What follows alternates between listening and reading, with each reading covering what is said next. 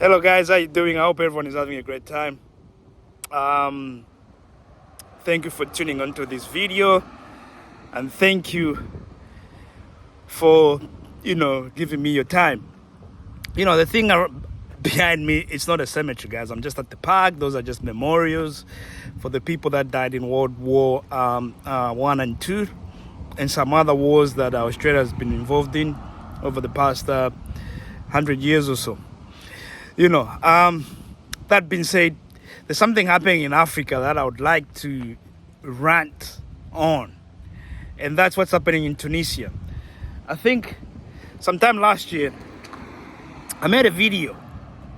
I'll put it in the link below, where I said Africa should divide itself. The north, which is occupied by the invaders, should be called Lesser Africa. And then the so-called sub-Saharan Africa, which in itself is a derogatory term, should be called Greater Africa. And the African Union should be put that way, where we are able to discuss our issues in Greater Africa, which is just black people, and those guys who actually belong to the Arab League. All those countries in the north belong to the Middle East. They have a league similar to the African Union, which they call the Arab League, and all those countries go there and participate.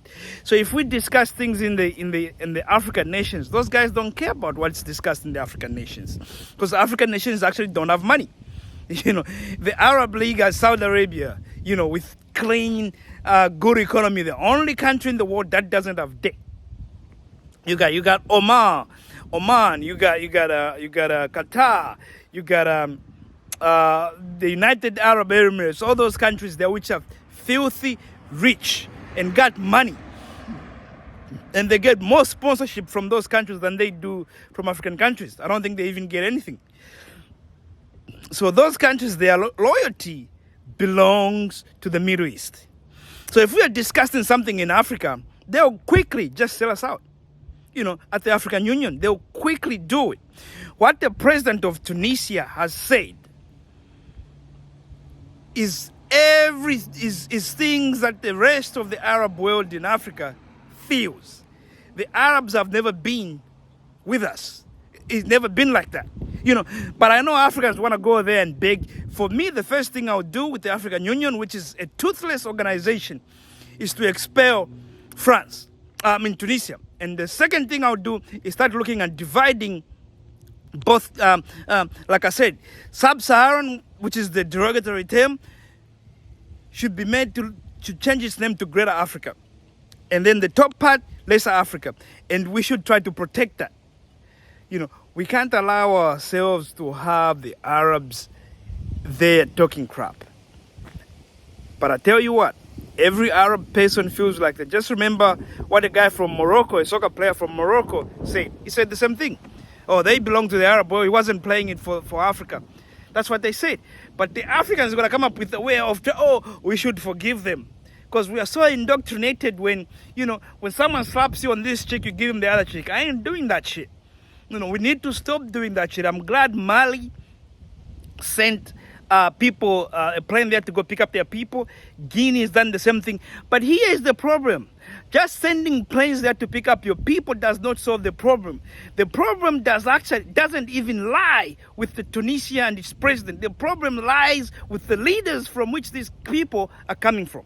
They're corrupt, they're filthy, and that's why people run away from those countries to go to Tunisia, where they get mistreated. But because in those countries they provide them with work, regardless of how small the pay is, it's still a lot better than living in their own countries. So it starts from home. Every African country should look at what's happening in El Salvador, where they are capturing all the crazy people, all the druggies, all the gangs, and getting them locked up, clean up the streets, and start creating employment for their own people. That's what we should be able to copy. Another country we can copy from is local, is Rwanda. Clean up your streets, clean up your countries, create employment in manufacturing, in farming. Africa should be feeding the world, but most of you leaders are idiots. You wake up thinking about nothing. You go to sleep thinking about nothing. If you actually thought about your people, a lot of those countries would do better. So don't even blame the Tunisian president. Let's look at this way and blame ourselves. Let's look at our leader and say, you see, this is what we're gonna get. And believe me, if we don't start waking up and start improving, things just gonna get worse. It's gonna get terrible. It's not gonna get better at all. Because believe me, everyone else is gonna come there and start mistreating you. People from other countries, they'll come there and they'll start mistreating you. All because your leaders have done nothing. Have done nothing. We keep sucking onto America. We keep sucking onto Europe. People that don't care about us. When what we should be looking is looking internally and trying to improve things so we can become a better people, a better society. So our people, our youth, don't have to leave to go to countries like Tunisia and be mistreated, to go to countries like the Middle East and be mistreated. We are forcing these people to go because of the conditions at home, which could be better. Here's the thing. People don't mind living a poor life. But when you can't even clean up the streets, when you can't provide the basics such as electricity, when you can't provide better roads, that makes everyone want to leave the place.